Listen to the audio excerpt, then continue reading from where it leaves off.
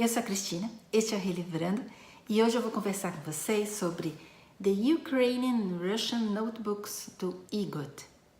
Bem-vindos!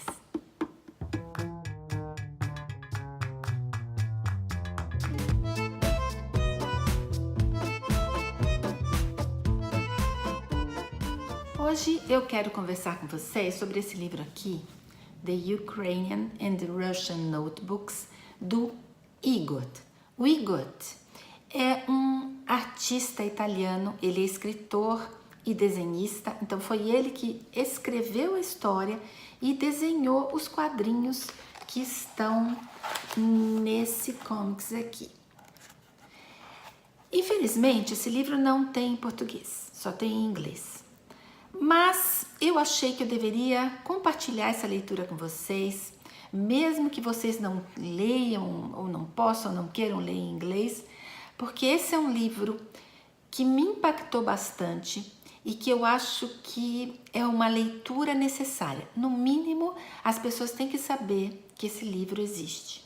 O subtítulo desse livro é Life and Death Under Soviet Rule, quer dizer, vida e morte sob o regime soviético.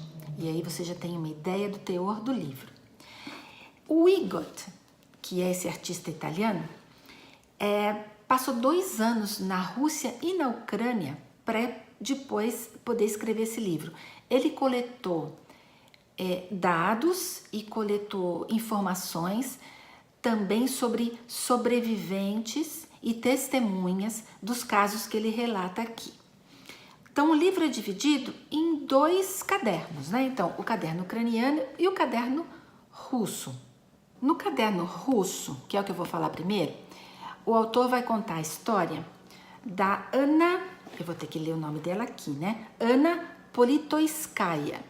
É uma jornalista que foi assassinada porque ela era uma ativista a favor dos direitos humanos e contra a guerra na Chechênia e também contra o regime do Vladimir Putin. Ela era declaradamente contra o Putin.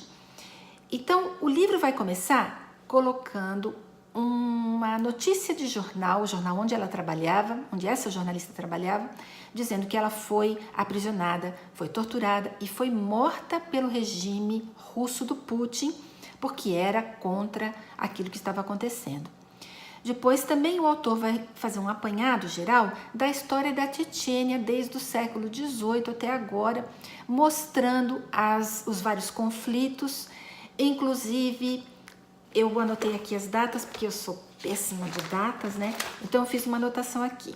Ele vai começar lá em 1858, dizendo que a Chechênia era independente e que ela foi conquistada pela Rússia e que, nesse momento, a Rússia impediu que fosse instalado um Estado Islâmico na Chechênia, porque a Chechênia até hoje é de maioria muçulmana, né? Quando do regime soviético, em 1922, a Chechênia se tornou um dos estados, uma das repúblicas soviéticas, e quando a União Soviética caiu, em 1991, eles declararam independência. E aí começou a Segunda Guerra da Chechênia, que é a guerra contra a qual a Anna Politskaya se manifestava. Então, ele vai fazer todo um apanhado histórico da Chechênia, mostrando toda a violência, mostrando as guerras, os conflitos, vai passar um pouco pela história do Tolstói e do Dostoiévski, que participaram desses conflitos, né? Então, a gente vai ter aqui uma visão dos horrores, da violência, das torturas e, claro, das milhares de vidas desperdiçadas nesses conflitos em nome do poder, né?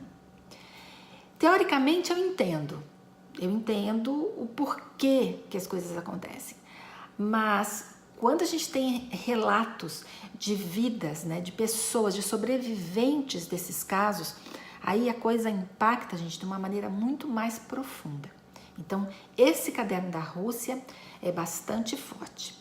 Mas o caderno que realmente me impactou foi esse primeiro aqui, que foi o caderno ucraniano. E nesse caderno ucraniano, o autor vai também coletar relatos de sobreviventes e vai intercalar também com fatos históricos, com marcos históricos, para relatar o que eles chamam de Holodomor, que aconteceu entre 1931 e 1933. Eu não sei se eu estou pronunciando a palavra corretamente, mas é assim que se escreve, Holodomor, que é uma palavra ucraniana que significa morrer de inanição, quer dizer, matar o indivíduo de fome. Isso significa que entre os anos de 1931 e 33, houve uma grande fome, né, na Ucrânia, milhares ou milhões de pessoas morreram em nome do regime soviético, e esse período ficou conhecido como Holodomor e reconhecidamente como um genocídio da população ucraniana sob o regime stalinista. E aí o autor coloca aqui por que isso aconteceu e como que isso foi feito, né?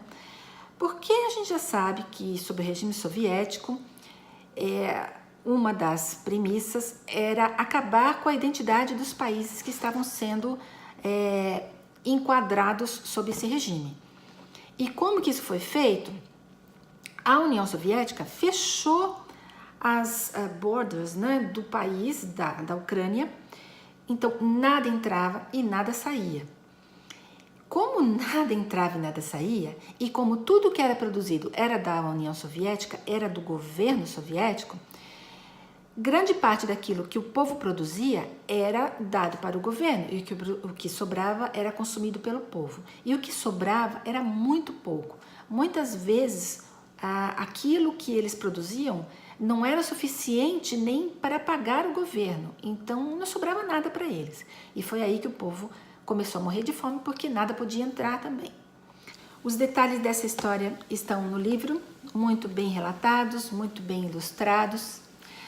O número de mortos é uma estimativa, como se trata da União Soviética, eu nem preciso falar, né, que os dados não são claros, né, não existe um estudo claro sobre isso, porque os dados não são divulgados, ou não eram pelo menos.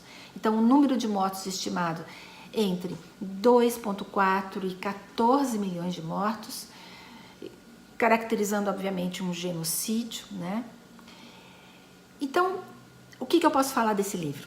É um livro necessário, as pessoas precisam ler para saber o que aconteceu naquele período, né? Pelo menos ter um primeiro contato com isso.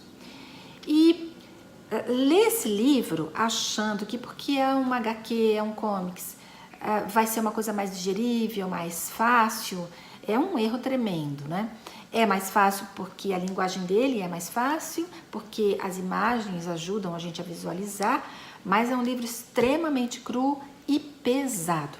E o que o Igor faz aqui é o mesmo que o Carlo Ginzburg faz no Queijo e os Vermes. Quem leu aquele livro sabe do que eu estou falando. E quem não leu, o que ele faz aqui é a microhistória.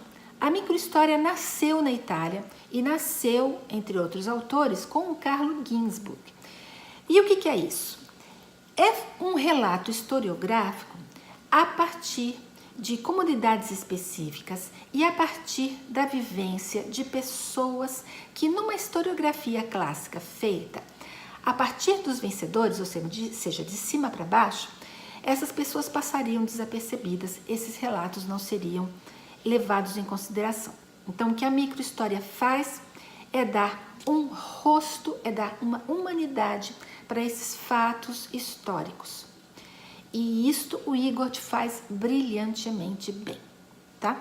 Então, a gente aproxima aquilo que a gente ouve em relatos televisivos ou relatos jornalísticos ou mesmo em livros didáticos, ele aproxima isso do nosso cotidiano, dá isso para esses relatos um rosto e torna esses relatos mais humanos, né? Não apenas palavras. E é por isso que o livro fica extremamente impactante. E é isso. Eu espero que vocês tenham gostado do vídeo, que vocês tenham se interessado por essa leitura. O livro está disponível na Amazon, entre os livros importados. O preço é um pouco salgadinho, mas como eu disse, eu tenho esperança que ele seja traduzido para o português e o preço se torne um pouco mais acessível. Se vocês gostaram desse vídeo, deem um joinha para ajudar na divulgação. Façam seus comentários, como sempre eu espero comentários, eles são super importantes para a gente trocar ideias. Sigam Relivrando nas outras redes sociais e boa semana para vocês!